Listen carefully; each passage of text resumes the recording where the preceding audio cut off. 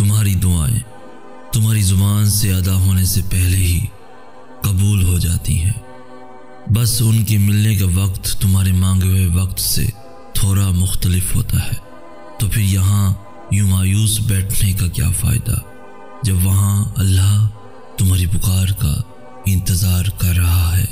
अपने इस थके हुए दिल को बता दो कि अल्लाह ने इसे अकेला नहीं छोड़ा। कौन लिख दिया है मुकद्दर में, उसने तुम्हारी दुआओं को अधूरा नहीं छोड़ा। वो मानने को तैयार बैठा है, तुम उसको मनाओ तो सही। फिर देखो कैसे वो मेहरबान तुम्हारी दुआओं को तुम्हारा मुकद्दर कर देगा।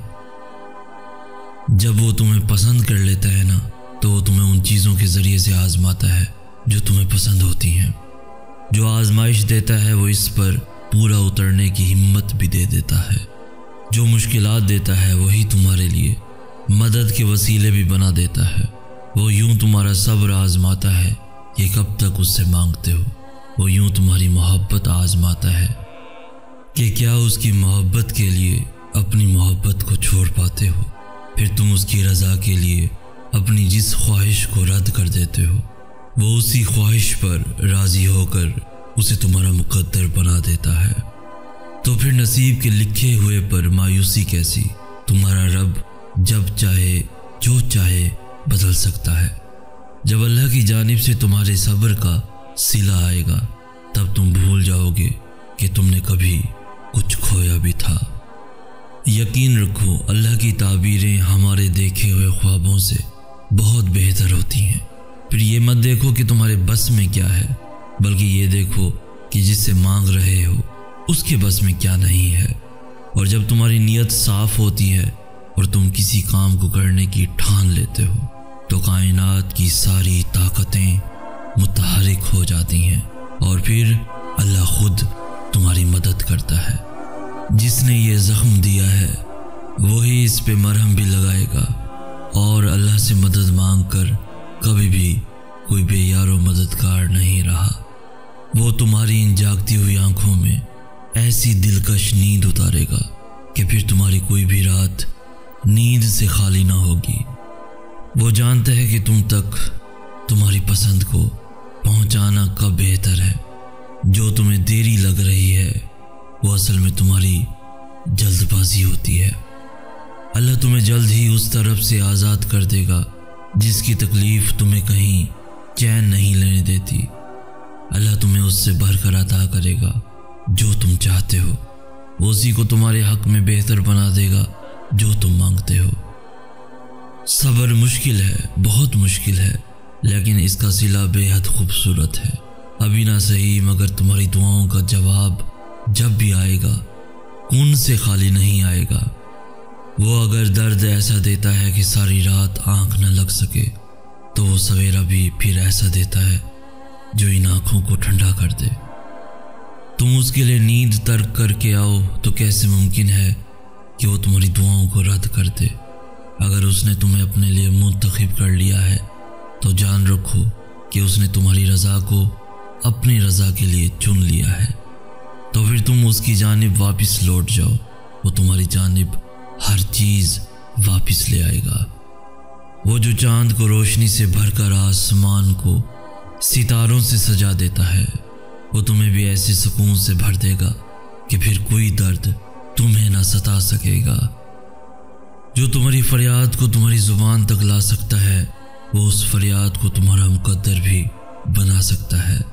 जो तहज्जुद का सजदा कज़ा नहीं करता, अल्लाह भी फिर उसकी मोहब्बत को कज़ा नहीं होने देता। जिसने तुम्हें मांगने की तरकीबें सिखाई हैं, वो देने में भी खूब महारत रखता है। हमारा सबसे बड़ा मसला यही है कि हम दूसरों को ढूंढने के चक्कर में खुद को खो देते हैं।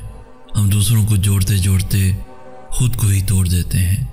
हम सोचते हैं कि मोहब्बत इज़्ज़त नफ्स की कुर्बानी का नाम है। हम सोचते हैं कि रिश्तों को ज़बरदस्ती पकड़े रखने से वो मजबूत हो जाते हैं, और फिर हम उन रिश्तों को तब तक थामे रखते हैं जब तक हमारे हाथ लहू लुहान नहीं हो जाते। हम ये क्यों नहीं समझते कि हमें मुकम्मल होने के लिए किसी सहारे की नहीं बल्कि खुद की ज़रूरत है। हमारा सुकून हम में ही छुपा है। किसी को कैद कर लेने से वो हमारा नहीं हो सकता। इज़्ज़त नफ्स कुर्बान करने से मोहब्बत नहीं मिला करती। जिसने आपको कबूल करना होता है वो आपको तमाम ऐबों के साथ कबूल करता है, और जिसने नहीं करना होता वो आपको आपकी लाख खूबियों के बाद भी ठुकरा देता है। तो फिर किसी का भी इंतज़ार क्यों करना? गुज़रे वक्तों को भुलाकर आगे बढ़ो। खुद से मोहब्बत करना सीखो, खुद की कदर करना सीखो। हर खोई हुई चीज़ वापस मिल जाती है, मगर खुद को खोकर पाना बहुत मुश्किल अमर है। तो कोशिश करो कि जो दूसरों को देते हो खुद भी उससे महरूम ना रहो। किसी और से पहले तुम्हारा तुम पर हक है, और ये हक किसी और को कभी मत दो। रोशनी बिखेरते बिखेरते इतने खाली ना हो जाना कि फिर बाकी सिर्फ अंधेरा रह जाए। खुद के लिए लड़ो, तुम जैसे भी हो मुकम्मल हो, खुद के लिए काफ़ी हो। खुद को पहचानो ताकि तुम्हें तुम्हारी पहचान मिल सके, क्योंकि तुम्हारे अलावा तुम्हें कोई जान नहीं सकता। गिरने से मत डरो, ये पंख तुम्हारे हैं तो फिर जहाँ तक चाहते हो उड़ चलो।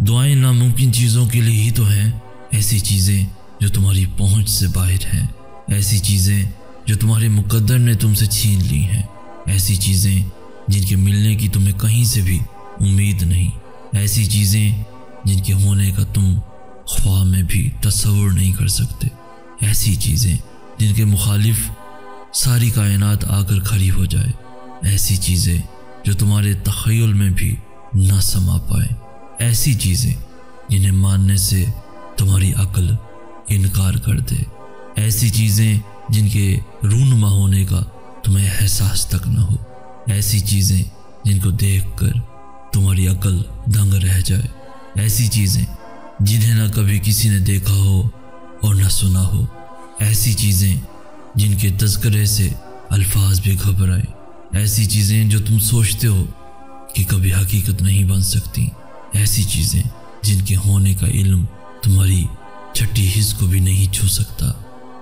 दुआएं वो मौजज़ा हैं जिन्हें तुम्हारा नसीब भी नहीं रोक सकता। दुआएं वो कुन का सवाल हैं जिन्हें अल्लाह कभी रद्द नहीं करता। दुआएं तो फिर उन चीज़ों के लिए ही हैं जो दस्तरस से निकल जाती हैं, बस एक सदा की बात होती है और हर खोई हुई चीज़ वापस मिल जाती है। तुम्हारी दुआएं ही तुम्हारा मुकद्दर होती हैं, और दुआओं का लिखा तो नसीब भी नहीं टाल सकता। जो बेजान कहानी में फिर से जान फूंक सकती है वो तुम्हारी दुआएं नहीं हैं तो और क्या है।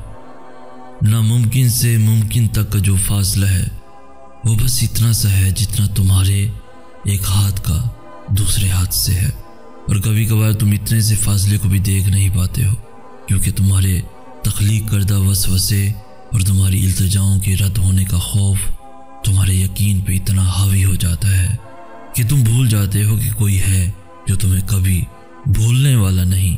दुआओं की ताकत की इंतहा तो ये है कि अल्लाह खुद अपने लिखे हुए नसीब के बावजूद भी तुम्हारी रजामंदी का इंतज़ार करता है कि जो तुम्हें पसंद नहीं उसे अपने मुताबिक जितनी दफ़ा भी चाहो बदल लो। वो तो चाहता है कि तुम उससे मांगो और वो तुम्हारी पसंद को पसंद कर ले। तुम्हें लगता है वो तुम्हें तुम्हारी रज़ा का एक कतरा नहीं दे सकता? जिसकी दस्तरस में 7 समंदर हैं, तो फिर जिसकी ज़ात इतनी लामहदूद है कि 2 जहानों में भी ना समा पाए, उससे महदूद दुआएं कैसी?